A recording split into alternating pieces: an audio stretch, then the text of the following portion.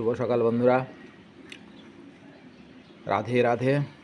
আজকের দিনের প্রধান চিন্তা এরূপ হওয়া উচিত, আমরা যদি সেই মহান চিরন্তন সত্তার সঙ্গে ঘনিষ্ঠ হইয়া থাকি তবে আমাদের কোনো ক্ষতিই হইতে পারে না। চিত্তমম শান্ত আজি উষাকাল হতে, অশান্ত হৃদয় আমার জুড়াইয়া দিয়াছে নবীন আশার এক স্নিগ্ধ সবিরণে। অবসান হইল মোর জীবনের ভার, স্নাত আমি এই শান্তিহরা নবজীবনের নীরে। বর্ষিলে যাহা তুমি প্রভু কৃপা করি তব অযোগ্য সন্তানের শিরে।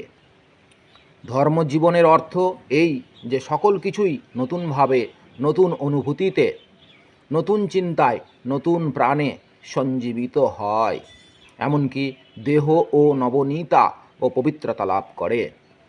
আমরা যে ভগবানের সন্তান ইহা প্রমাণিত করিবার অশেষ সুযোগ আমরা প্রতিনিয়ত পাই। কিভাবে? কথায় নয়, আমাদের ভালোবাসায়, সেবায় এবং আমাদের জীবনধারার মধ্যে।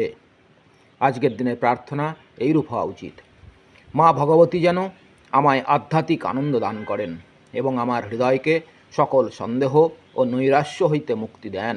আমার সকল চিন্তা, সকল প্রার্থনা যেন নিয়ত তাঁহারই দিকে চালিত হয়।